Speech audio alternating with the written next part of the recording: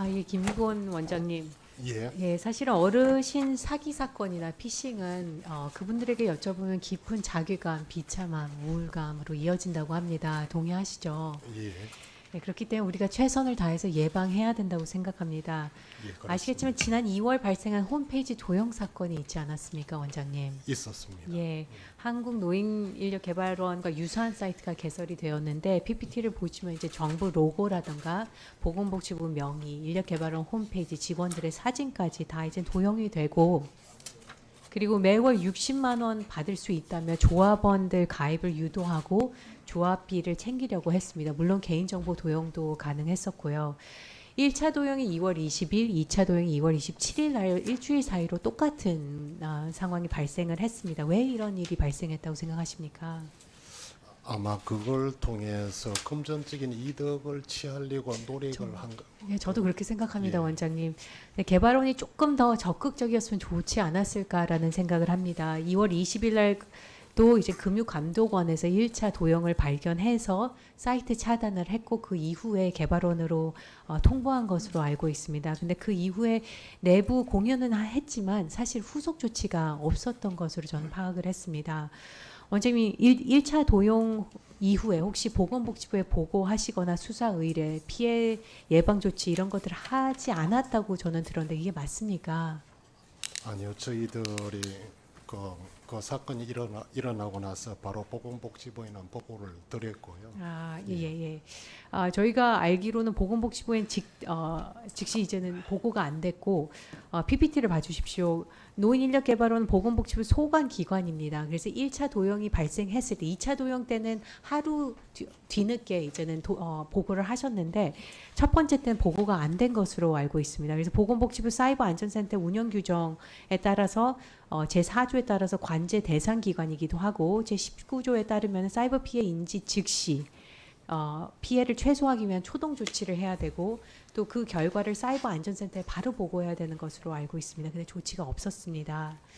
또 사실 노인인력개발원은 연간 100만 명에 달하는 우리 어르신들의 일자리를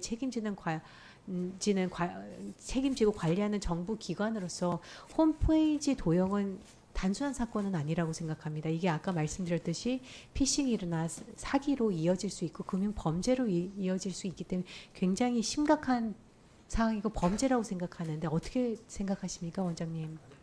예, 뭐 저희들도 문제의 어떤 심각성을 인지하고 그 홈페이지에 그 메인 소스 코드 접근이라든지 복사가 되지 않도록 하는 조치를 지금 취하고 있고요. 네.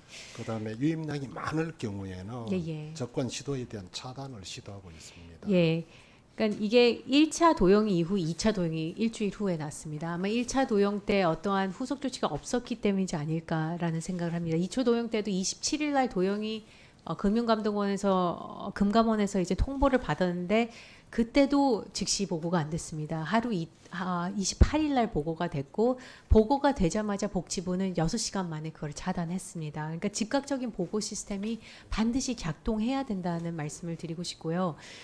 두 번째 도용 이후에 수사 의뢰를 하거나 원래 보도자료에서 법령에 따라서 엄정 대응했다고 했는데 개발원에서는 혹시 수사 의뢰를 하셨나요? 그 누군지를 특정화되지가 않고 영국에 서버를 둔 것으로 확인돼서 더 이상 그 수사 이런 부분이 실익이 없다라고 자문을 근데 받았습니다. 이제는 일주일 만에 다시 도용이 됐기 때문에 실익이 없다고 생각하면 안 될 것 같습니다. 지금 개발원이 제가 알기로는 법률 자문을 받았는데 그 법률 자문에서도 노인 일자리법을 위반할 뿐만 아니라 사기죄, 사기 미수죄 가능성을 검토됐다고 했고 제가 사실 왜 수사를 안 하는지 이제 질의를 했더니 답변은 노인인력개발원은 사칭한 것은 아니며 개발원을 특정할 만한 내용이 없었다라고 답변이 왔습니다. 근데 아까 사진 보셔서 아시겠지만 정부 상징 무단 도용했고 부정경제방지법 위반 행위를 보면 3년 이하 징역 3천만 원 이하의 벌금에 처하는 범죄이기 때문에 이거는 반드시 즉각 수사 의뢰를 해야 되고 재발을 방지해야 되는 의무가 있다고 생각합니다. 아까 말씀드렸듯이 노인분들께서 어르신들께서 느끼는 이런 사기 금융 범죄나 이런 것들을 경험했을 때 그 우울감이나 그 자괴감이나 그런 비참함은 훨씬 더 가중된다고 아마 더 잘 아실 겁니다. 그렇기 때문에 노인 일자리 사업은 어르신들의 노후와 경제 생활을 책임지는 중요한 국가 정책 아니겠습니까?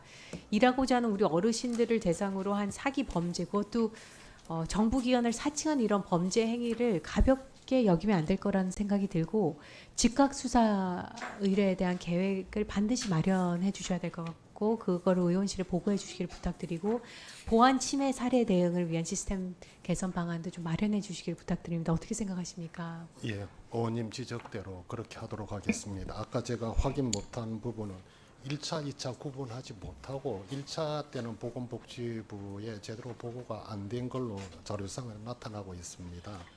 그리고 저희들은 그 금융감독원에도 유선 통보를 하고 금융감독원에서 인터넷진흥원을 통해서 그 완전 그 도용한 부분들을 삭제를 한 경우가 있습니다. 자관 보안 앞으로 이런 일이 일어나지 않도록 일어나게 되면은 대응 방안에 대해서 의원님 예. 지적하신 바대로 예, 뭐 예. 보고 드리고 시행하도록 하겠습니다. 예, 알겠습니다. 고맙습니다. 이상입니다.